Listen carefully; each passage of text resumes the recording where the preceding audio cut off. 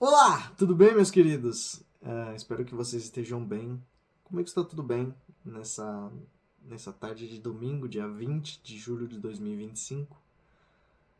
Muita coisa aconteceu nessa semana, né? Temos um problema aí com o governo dos Estados Unidos, temos também um problema com o governo brasileiro, mas eu gostaria de puxar o assunto do vídeo de hoje para um tema que está aí recorrente há algum tempo, mas que a gente não dá muita importância, né?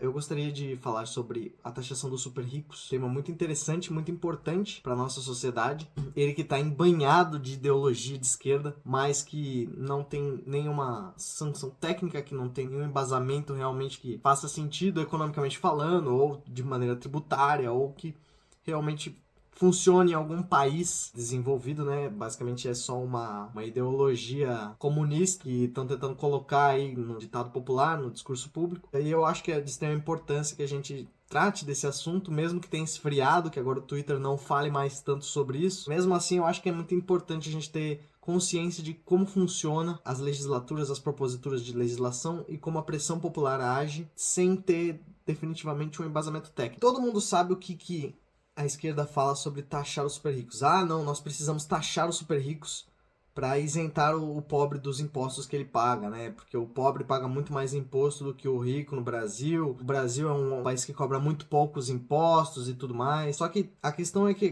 toda essa polêmica ela não se baseia muito numa realidade pragmática que funcione, né, dentro da sociedade brasileira. Na verdade, a gente pega os números totais, compara o valor bruto arrecadado, o valor bruto cobrado de impostos, compara com a Noruega, Suécia, Suíça, enfim, países eslávicos, Estados Unidos mesmo, e a gente fala assim, nossa, o Brasil cobra muito poucos impostos, se parar pra pensar. Numa questão de alíquota, de valor bruto mesmo, talvez cobre mesmo, a gente cobra muito pouco imposto. A questão é, como é cobrado esse imposto de fato? Por isso hoje eu gostaria de trazer o assunto da taxação dos super ricos e por que isso não funciona de fato e por que outros tipos de reforma no Brasil seriam muito mais eficientes para diminuir a carga tributária do pobre, que esse é realmente o incentivo que nós queremos. Nós queremos que o pobre pague menos impostos. Isso em qualquer país desenvolvido tem que ser meta. Em qualquer país que realmente se considere uma república desenvolvida, precisa necessariamente que o pobre pague menos impostos e que o rico pague mais impostos, de maneira progressiva, no imposto de renda de fato. Mas não é bem assim que funciona, né, no Brasil de hoje. Hoje a gente tem uma das maiores cargas tributárias do mundo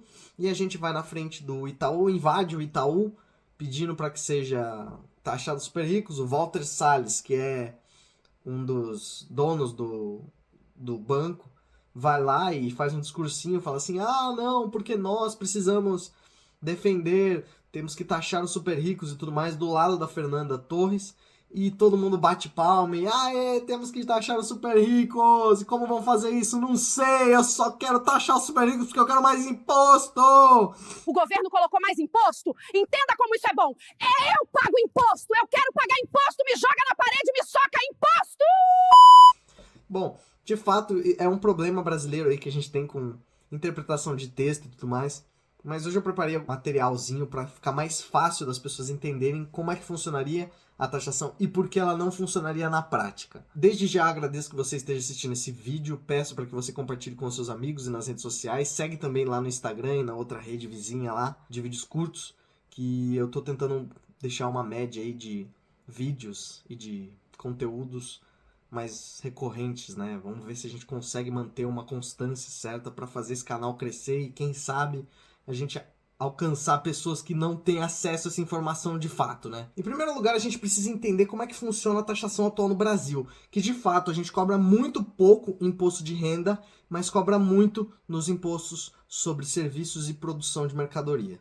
Esse é o grande problema do Brasil. A gente cobra impostos na renda, no patrimônio, e também a gente cobra impostos no que é produzido. De fato, isso é uma característica muito funcional de países subdesenvolvidos. Você pega os Estados Unidos, por exemplo, a alíquota efetiva de imposto de renda é alta e o imposto sobre consumo, né, sobre bens de consumo, mercadorias e tudo mais, é baixo. O que no Brasil é totalmente o contrário. A gente tem uma alíquota efetiva máxima do imposto de renda de 27,5% para pessoas que ganham a partir de R$ 4.700 reais, e uma alíquota de consumo de mercadorias, né, de produtos, em si, na faixa de 30% a 45% que a gente paga, né? É só pegar a porcaria do cupom fiscal lá que você vai no mercado e traz aquela notinha lá, ali tem, ou no posto de gasolina também. Você vai ver, se você gastar R$100, R$40 pelo menos dali vai ser impostos, dividido entre imposto federal e imposto estadual. Se você estiver em São Paulo ou em Santa Catarina, parabéns, essa alíquota é desgraçadamente alta e a gente fica maluco porque dessa parte desse imposto federal principalmente, a gente não vê retorno.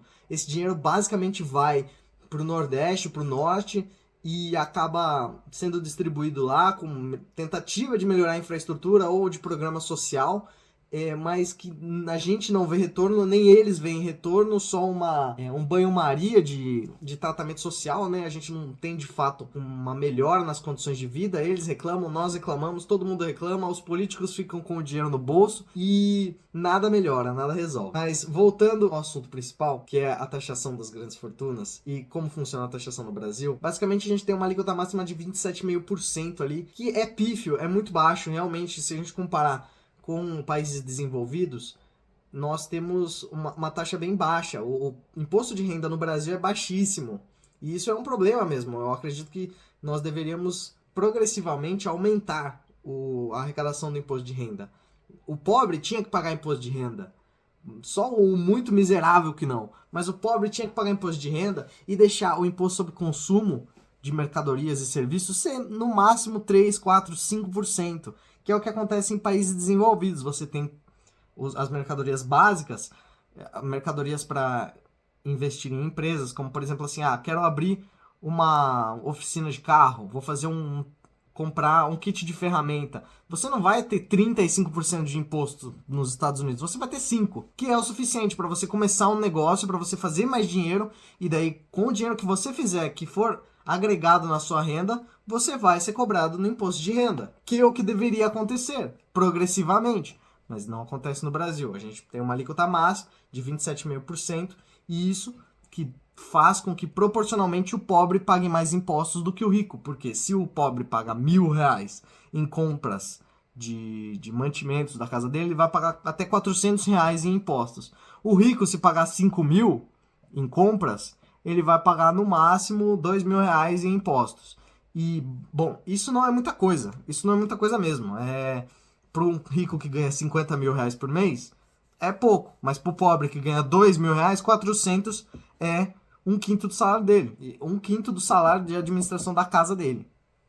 Então, é por isso que nós precisamos realmente rever a forma como o dinheiro é tributado no Brasil. Agora, como a esquerda quer fazer com que essa lei funcione, que é um problema de fato.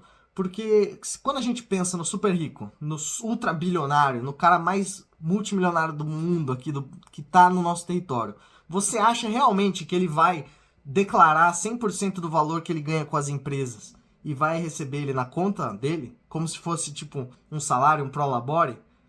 É muita burrice de se pensar nisso. A gente tem duas escolas, basicamente, de pensamento de como funcionaria a taxação das grandes fortunas.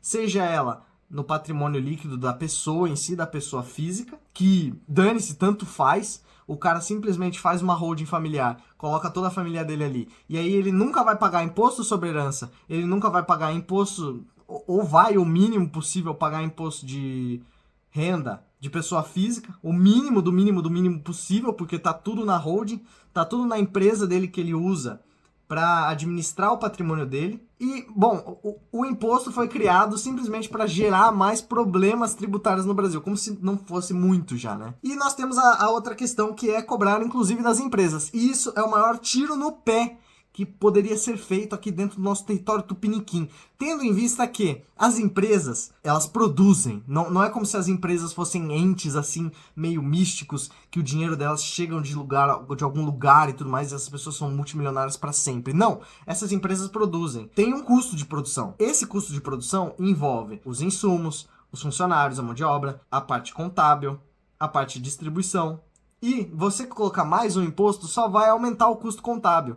E pensar que esse custo não vai ser distribuído de novo para o consumidor final é uma burrice tremenda. Porque sempre vai. Você, no capitalismo, você procura lucro. Então, se você está tendo um custo a mais de produzir aquilo, o lucro, para se manter o mesmo, necessita que o preço daquela coisa aumente. É isso que acontece quando você taxa as grandes fortunas, pelo menos na parte de patrimônio jurídico, de pessoa jurídica. Você vai acabar tributando, por exemplo, o velho da van, porque o patrimônio da van, sei lá, é 24 bilhões de reais por ano. Então você vai acabar tributando, né? Ele como sócio, como proprietário, você vai tributar a van em si, de acordo com uma faixa de faturamento. O imposto vai incidir em qualquer empresa que ultrapasse aquela taxa. E tudo aquilo que for cobrado da empresa será repassado para o consumidor, fazendo com que as pessoas consumam menos, porque os preços vão continuar subindo ad infinitum. Eu vi um vídeo uma vez do Nicolas Ferreira falando assim, mas o milionário, ele vai pegar o dinheiro dele e vai sair daqui. que, cara, muito raramente, se o cara, ele é bilionário mesmo, ele tem dinheiro e o dinheiro é produzido aqui no Brasil, ele vai pegar e sair. Ele vai fazer 1 milhão de estratégias tributárias para não pagar esse imposto, ou pagar o mínimo possível para que a Receita Federal não exploda ele de dentro para fora, mas ele vai continuar a produção aqui no Brasil. A única coisa que vai acontecer é que os produtos dele vão ficar mais caros, as pessoas vão ter menos acesso àquelas coisas em si, e vai todo mundo se ferrar, enquanto o governo vai deixar de arrecadar, que é o que acontece hoje com as taxas das blusinhas do Haddad.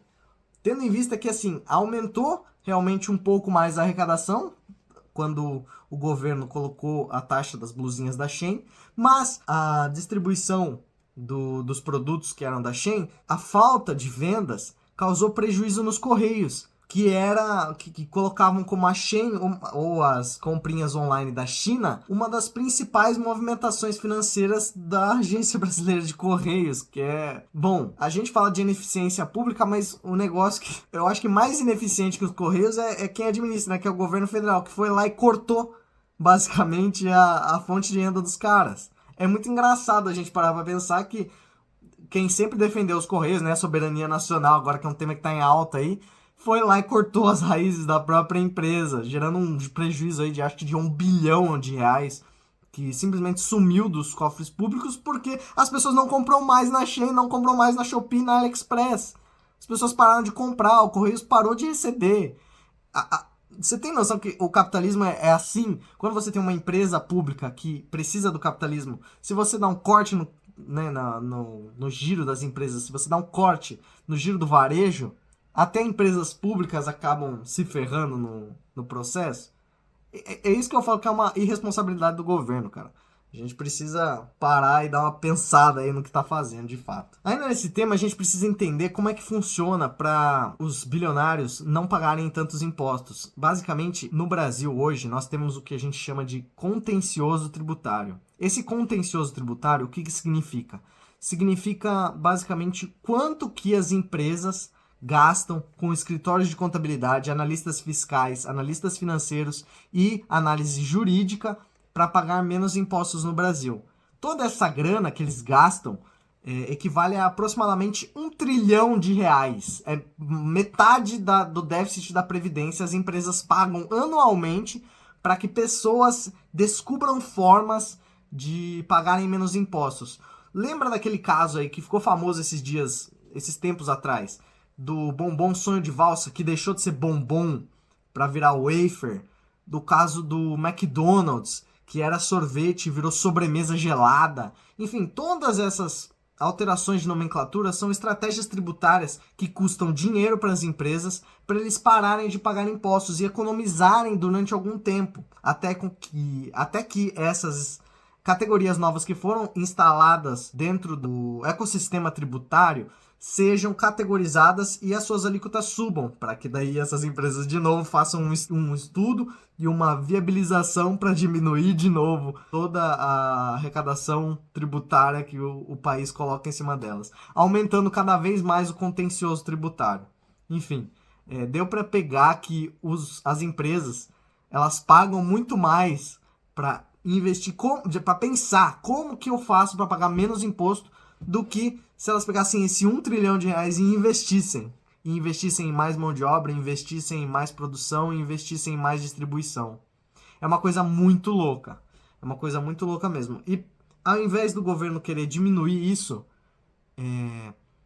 fazendo uma reforma tributária de fato, que mude como funciona essa estrutura, não, o governo quer aumentar a arrecadação simplesmente socando mais imposto, abrindo mais margem para que esse contencioso aumente, para que uma meia dúzia de multimilionário continue ganhando mais com as suas estratégias tributárias e o pobre seja refém do efeito cascata que se gera quando você cobra cada vez mais impostos. Por isso, se a gente parar para analisar, se você quer isentar os mais pobres de pagar imposto, então faz o que precisa ser feito, para de dar assistencialismo social e faz uma reforma tributária, uma reforma administrativa, diminui super salário de juiz, de promotor, de altos escalões do funcionalismo público e começa a distribuir esse dinheiro na forma de corte de gasto, cara. Na forma de corte de imposto. Faz uma reforma tributária onde o pobre comece a pagar imposto de renda e parar de pagar imposto sobre mercadoria. Se ele quer abrir uma oficina, para de cobrar 30% em cima do kit de ferramenta. Se ele quer abrir um lava rápido de carro, para de cobrar 45% em cima de uma VAP. Se o cara quer virar motoboy para sustentar a família dele, para de cobrar 50% do valor de uma moto em imposto. E começa a dar uma liberada para esse cara conseguir trabalhar e gerar renda. E com a renda que ele produzir, você vai lá e cobra o imposto de renda. Ah, mas o pobre não tem condições de ficar guardando dinheiro e tudo mais. Bom, beleza. Só fazendo isso você vai aumentar o fluxo de dinheiro que entra na conta do pobre, porque ele já faz a sobrevivência, a subsistência dele baseado em bico, baseado em trabalho extra, começa a cortar todas as burocracias estatais e dá condições para o cara conseguir trabalhar. Dá condições para o cara, quando chegar em fevereiro, março, abril, maio, que você vai cobrar um imposto de renda, dele fazer um empréstimo e dele ter como pagar esse imposto, essa guia, essa DARF. Ah, mas, pelo amor de Deus, o brasileiro não sabe guardar dinheiro. Puta merda, velho. Isso é ser paternalista, isso é ser patriarcado demais. Você acha que o pobre, ele é burro e ele não consegue guardar dinheiro, né? O problema é que hoje, com a forma tributária que está, o pobre não tem condições de guardar dinheiro. Não sobra dinheiro pro pobre. Ele tem que pagar 40% de imposto em tudo que ele faz. Ele tem que pagar 40% de imposto para comer, para usar eletricidade, para usar água, aluguel, enfim. Eu agradeço que vocês tenham assistido esse vídeo até o final. Se você gostou, deixa o seu like. Se gostou mais ainda, compartilha com um amigo seu, para que essa conscientização sobre como funciona a taxação dos super ricos atinja mais pessoas e deixe de criar mais ignorantes. E segue o canal e ajuda a gente a conseguir mais engajamento, regue a plantinha do engajamento pra gente conseguir alcançar cada vez mais pessoas. Muito obrigado e um abraço. Tamo junto.